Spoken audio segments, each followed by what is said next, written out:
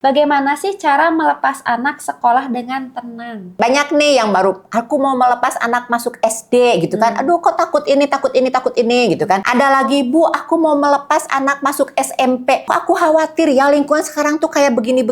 Ada yang mau masuk SMA, aduh masuk SMA. Ada yang masuk kuliah, apalagi lebih jauh kan jaraknya. Aduh takut gitu kan. Sebetulnya takut secara proporsional boleh-boleh saja.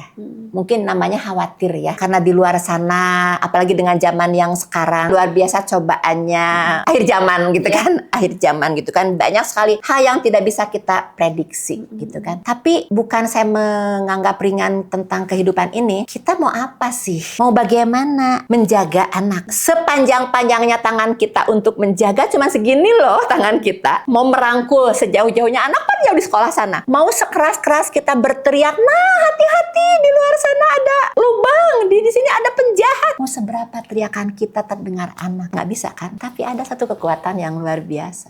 Doa. Selalu berdoa.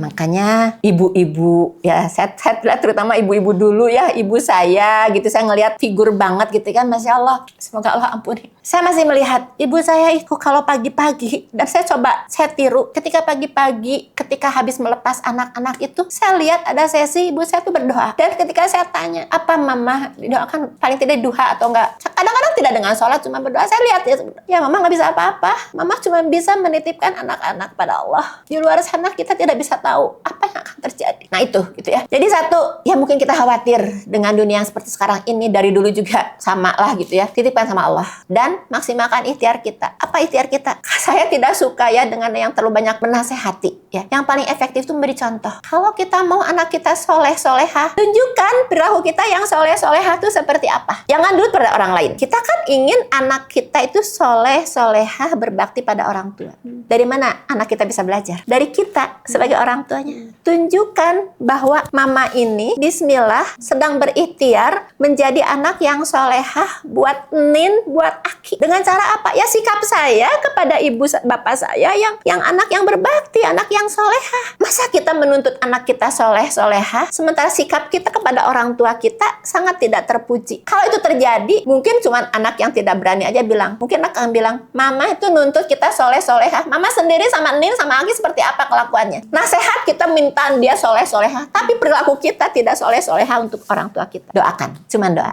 Tapi memberitahu, nak di luar sana tuh ada gini-gini. Atau, nak kalau di luar sana terjadi ini, kamu coba lakukan ini. Nasihat yang apa ya, tidak terlalu panjang tapi difahami oleh anak. Dengan tidak lupa selalu menyertakan adanya Allah dalam setiap proses.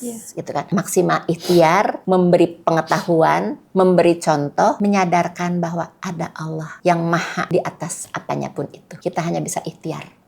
Dari pengalaman orang tua muda gitu ya, yang kekhawatirannya terhadap anak tuh berlebihan menurut saya. Aduh, khawatir sampai gimana. Nah, itu biasanya punten mereka dulunya sebagai anak yang kurang baik-baik saja. Kasarnya pernah nakal gitu kan. Dan ada yang bilang sama saya, "Iya, Bu, saya tuh anak saya sekarang remaja, aku tuh takut banget bla bla bla." Ya mungkin ketakutan ini, Bu, jujur aja, aku tuh dulu waktu remaja tuh aku tuh bandel, Bu. Aku tuh gini.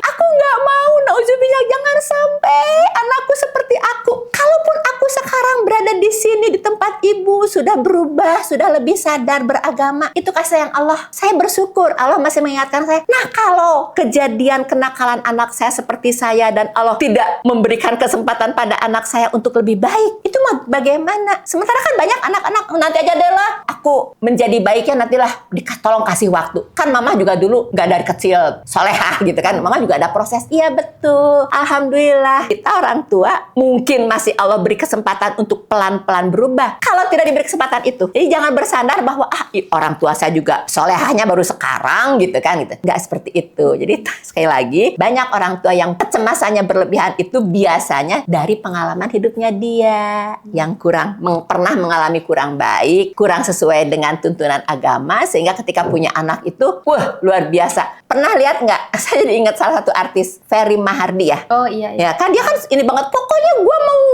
gitu kan gue tuh bandel banget, awas bos kalau ada cowok datang ke rumah gitu kan, kayak gitu. Karena pengalaman dia gitu. Jadi sekali lagi mengkhawatirkan harus ya gitu kan, tapi jangan berlebihan. Maksimalkan ikhtiar penjagaan semampu kita tentang pengetahuannya, tentang pengalamannya, tapi selebihnya adalah Allah.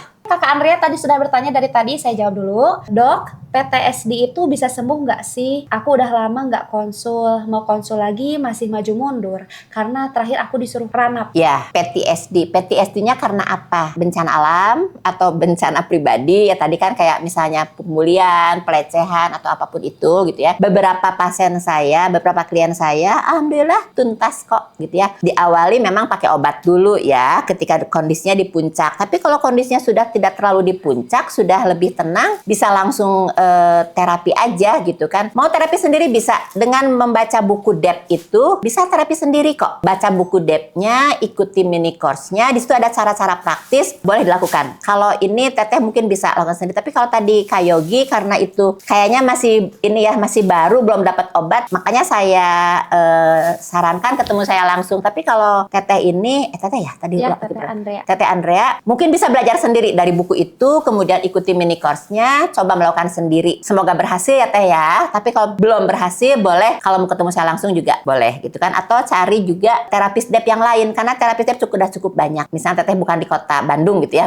di mana silahkan ada beberapa terapis DEP di kota lain. Bismillah. Tapi yang jelas saya ingin mengingatkan PTSD, Bismillah, insya Allah bisa sembuh. Kakak Andrea, boleh tadi seperti yang Ibu sampaikan, semua tahapan-tahapannya Kakak boleh dibaca di buku ini. Jadi Kakak Andrea kalau misalnya mau, boleh diklik keranjang kuningnya, kemudian langsung pilih di etalase nomor 1.